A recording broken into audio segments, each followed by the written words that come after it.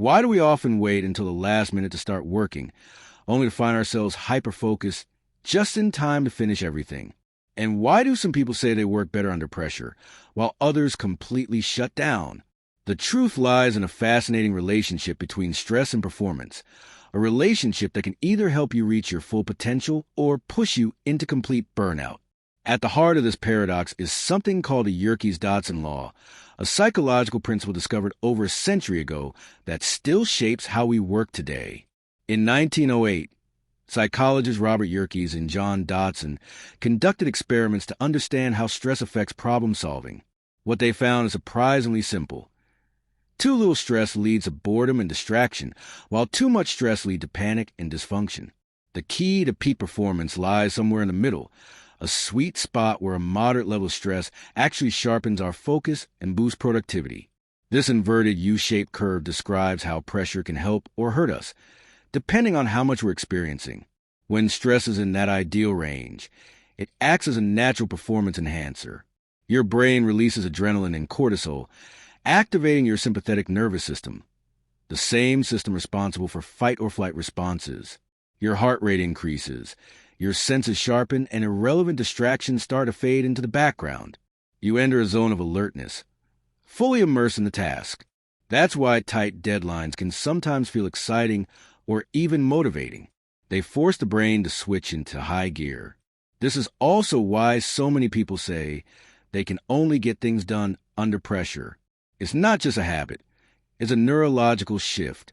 Under moderate stress, your brain prioritizes action. It focuses. It filters. It delivers. That rush of clarity you feel when time is running out isn't imaginary. It's biology. And in short bursts, it can be incredibly effective. But there's a limit. When stress goes beyond that optimal level, whether because the task is too overwhelming, the deadline is too tight, or the pressure is chronic, your brain stops functioning efficiently. Instead of focusing, you start to feel paralyzed. Your mind races, but nothing gets done. This is when stress becomes toxic. Long-term exposure to high stress floods the brain with cortisol, which damages memory, disrupts learning, and clouds judgment. You're no longer focused. You're just in survival mode. Everything starts to feel urgent. Every decision becomes difficult. You lose sight of priorities. This is the drop on the other side of the performance curve, where stress no longer motivates, but suffocates. And that's often where procrastination comes in. Most people think procrastination is just laziness, but in reality, it's often your brain trying to protect you from uncomfortable emotions, like fear of failure, self-doubt, or the belief that you're not good enough. By avoiding the task, you temporarily avoid the feelings that come with it. But of course, avoidance has a cost. The more we delay, the more pressure we create.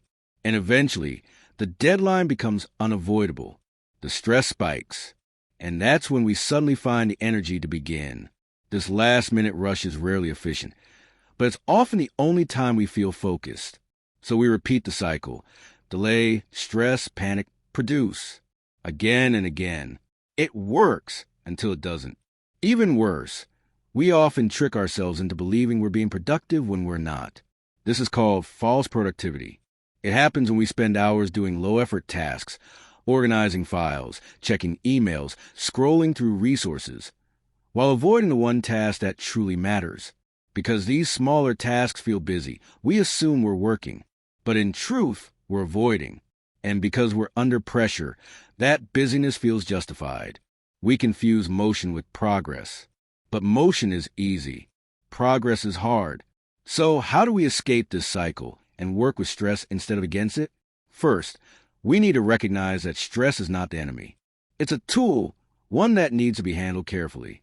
Instead of waiting for the pressure to hit, we can simulate healthy urgency through simple strategies.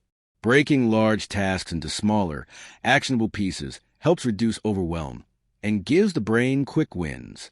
Using time blocks like focused 90-minute sessions can create artificial urgency without the anxiety of looming deadlines. Adding social accountability, like telling a friend your goals or setting up check-ins, can trigger enough pressure to keep you moving forward. Most importantly, recovery must be part of the process. Short walks, deep breaths, quiet moments, These aren't luxuries. They're essential resets for a stress brain. And maybe the most powerful shift is to stop seeing procrastination as a flaw and start seeing it as a signal. A signal that something in your approach needs attention. Maybe the task isn't clearly defined. Maybe you're afraid of the outcome. Maybe you're just tired. When we learn to listen to those signals instead of pushing through blindly, we start to build a healthier, more sustainable kind of productivity. One that doesn't rely on last-minute panic or toxic pressure. Deadlines and stress can absolutely help us focus, but only if we understand where the tipping point lies.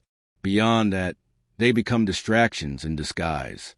So the next time you feel the urge to delay a task, or you find yourself energized by a looming deadline, pause and ask, am I using stress as fuel, or is it using me?